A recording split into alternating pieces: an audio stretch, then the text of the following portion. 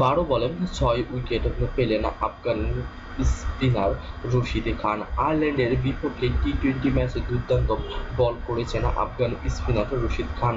তার দুর্দান্ত বোলিংয়ে বৃষ্টির আইনে আয়ারল্যান্ডকে 17 রানে হারিয়ে 3 ম্যাচের সিরিজে জিতে নিয়েছেন আফগানরা।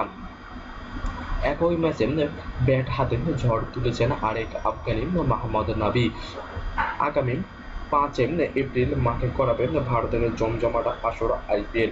এবার আইপিএলে সানরাইজ হায়দ্রাবাদের হয়ে মাঠে নামবেন রশিদ খান ও মোহাম্মদ নবী। আইপিএলের আগে 2 দিনের এমন দাপট হায়দ্রাবাদের স্বস্তির কারণও বটে। বৃষ্টিতে ছোট হয়ে আসা টি-20 ম্যাচের শেষ 4 ওভারে আয়ারল্যান্ডের দরকার ছিল 43 রান। ম্যাচের এই সমীকরণে অষ্টম ওভারে বল করতে আসেন রশিদ খান। আফগান লেগ স্পিনার ওই ওভারে মাত্র 3 রান দিয়ে নিয়েছেন 2 উইকেট।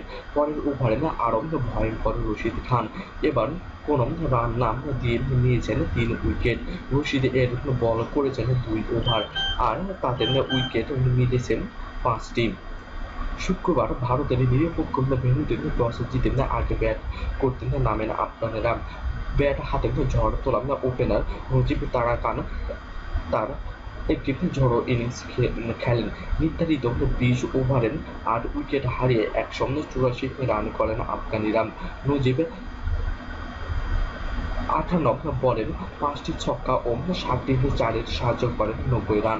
এছাড়া নবী করেন 15 বলে 34 রানের একটি ইনিংস উপহার দেন।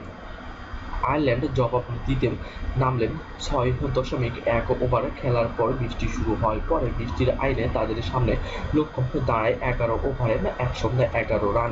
তবে রশিদ খানের দুর্দান্ত বোলিংয়ে 11 ওভারে 9 উইকেট হারিয়ে 93 রান করেন আয়ারল্যান্ড।